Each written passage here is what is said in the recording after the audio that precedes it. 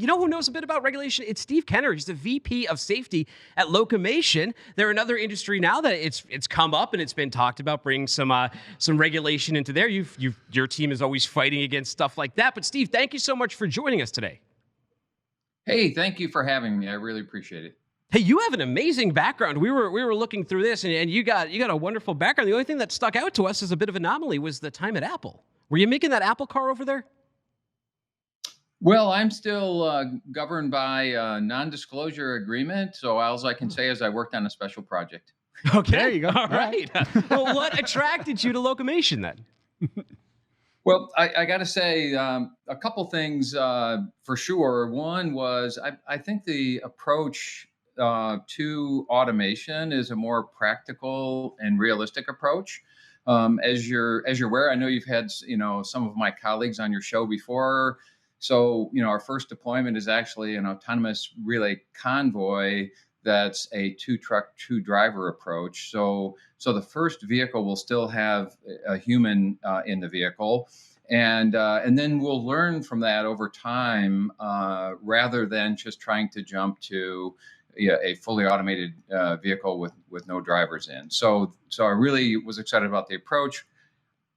The second thing that attracted me was actually the leadership and expertise that's actually already in the company, right? Carnegie Mellon robotics experts. There's trucking industry leaders, people that were high-level government officials in the U.S. Department of Transportation. All of those things, attracted me to Locomation. And the other part is my role itself. The ability to be able to sort of influence and have a leadership position in a growing company. That's excellent stuff. So your growth over the years into this, your background into Locomation, I think is important to get into to see what the intelligence is behind Locomation Sure. and the people that are there, right? They're not just Tribal knowledge. yeah, tribal knowledge. Can you talk to that a little bit? I mean, you come from Kettering all the way up to Locomotion, right? Or Yeah, so Locomation. so I spent a lot of years in traditional auto companies. I went from General Motors to Chrysler to Ford, and I had a series of increasingly responsible positions. The last position I held in an auto company, I was actually the global head of safety for Ford Motor Company. So it was an exciting position. I learned a lot from it, and actually, it was from that position that I went to go work for Apple.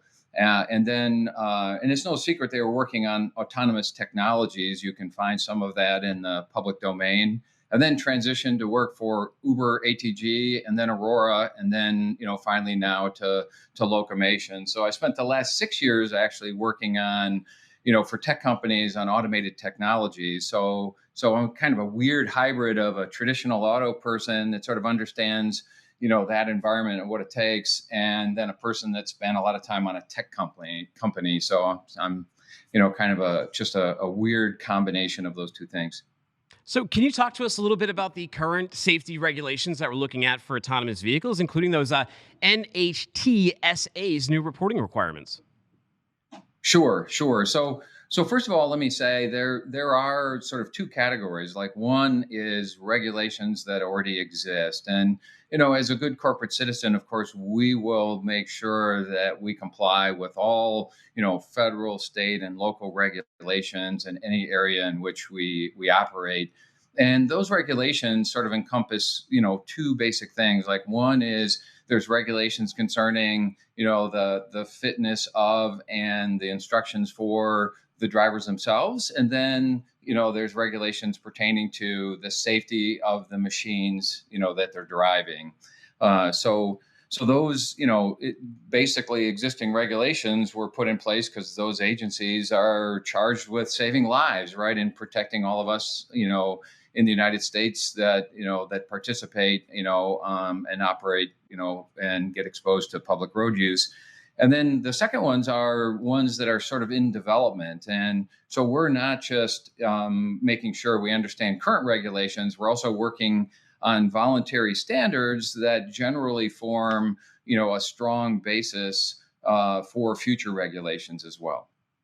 Yeah, so Steve, when a Tesla crashes, it makes huge news, right? Yeah, Or when yeah. an autonomous vehicle, there's an accident with one, it makes huge news.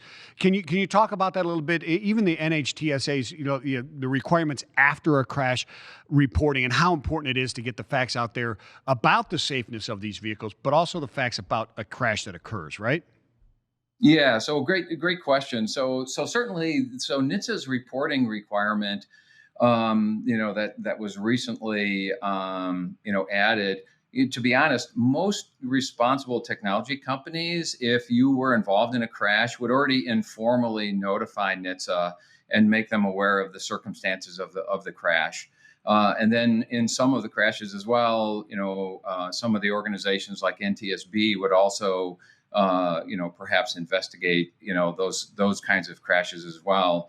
So what NHTSA was asking for, in fact, was something that informally people were already doing, and in fact, the time frame within which they want the reports were actually less stringent than some of the states that ask us to report out. Right. So it seems for sure, very reasonable to make sure that people understand the circumstances of the crash. Of course, within one day, you might not know as much as you would as you continue on through an investigation.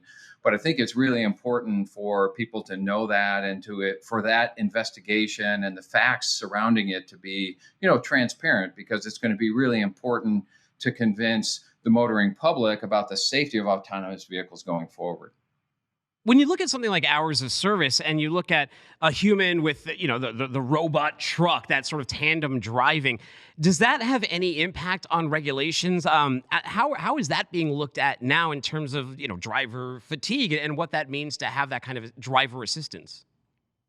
Yeah, so for sure, hours of service is an existing requirement, and it's really important when the human's in the loop, that the human is able to accomplish the driving task that they're faced with, right? So for sure, the way we've approached it is to make sure that the drivers have as much or more rest than they would if they weren't involved in an autonomous relay convoy, where once you're on the highway, we have then the one driver that's leading the two trucks while the other one is able to get some rest. So that's super important, and we think we're actually creating a situation where drivers will be more rested, and then we're also going to have monitoring technologies that are already existing, right, to be able to also real time understand whether for some reason the driver is fatigued and maybe needs to take a break.